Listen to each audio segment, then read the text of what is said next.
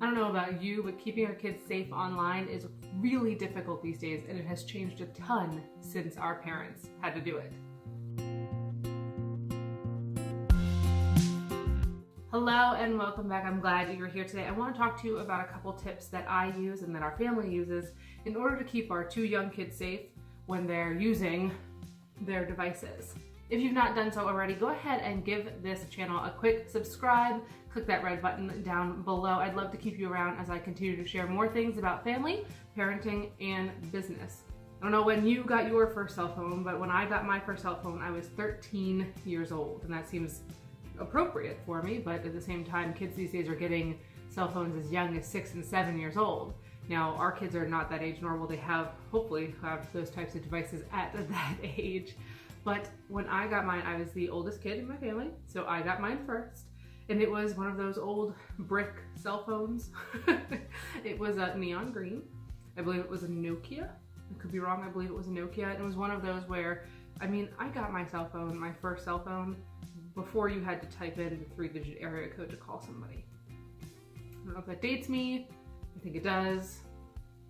We'll just forget that part. But that was also the time that you had to click each number the certain amount of times to get to a text message. So it was easier just to call somebody than to text them. Nowadays, I would much rather text, but making a phone call was so much easier back then than it is today. And because of that, my parents didn't have the same worries. There were no apps for your phone at that time that you could share images or videos or anything like that. Cyberbullying was probably a thing, but not where I was concerned because I had no access to those sort of things because my cell phone was quite literally a brick that maybe fit in my oversized jean pocket, but who knows, it was a couple decades ago.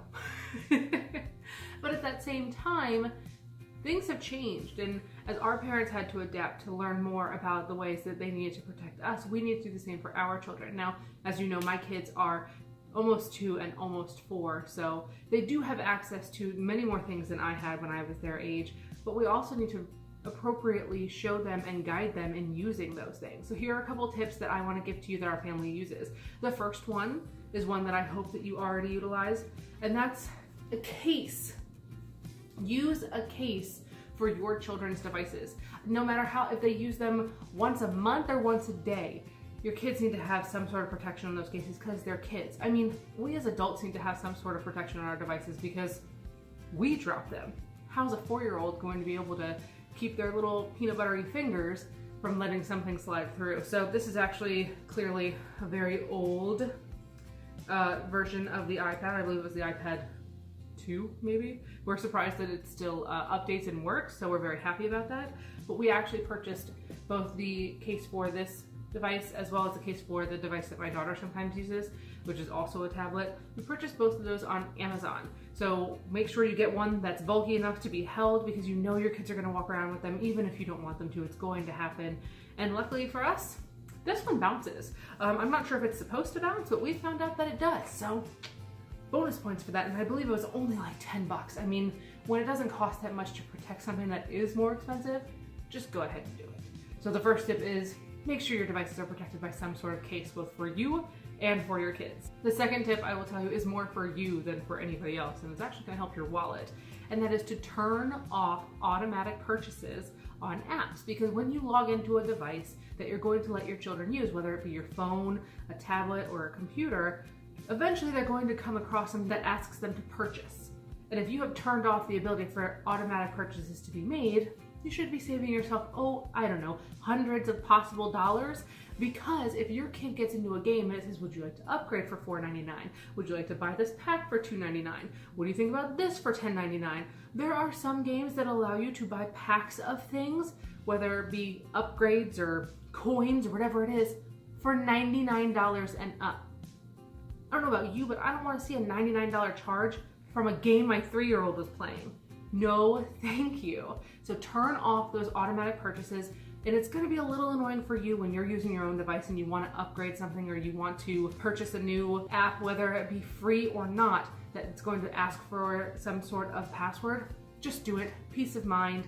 Everything gets a password, and every purchase or download gets a password. It has to have, or it has to require a password. So tip number 2 is turn on your passwords. The third tip I have for you is to take a look and vet the apps your children are going to use.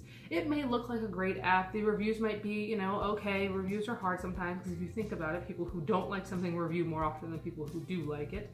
But if you are looking at these apps and you see something that doesn't make you feel right or you don't really think it's appropriate for your kid, don't download it. All the apps that our kids want to get to and want to play that we have vetted are on the front screen. We've actually taken all of these settings apps, the purchasing apps, those things, and we've put them into a folder on a separate page because it doesn't look as enticing when they're all in tiny little boxes.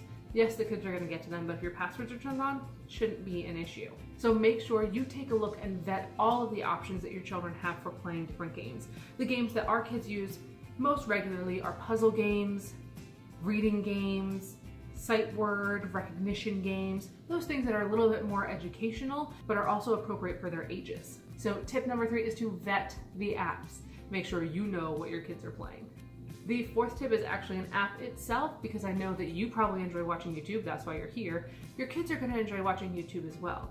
But I don't know about you, I don't want my kids on the regular YouTube. There's no need for them to see, as much as I love Philip DeFranco, my almost 4-year-old does not need to be watching Philip DeFranco. He uses some colorful language that doesn't need to come out of my kid's mouth. To combat this, they actually have a YouTube Kids app. YouTube Kids app is right here.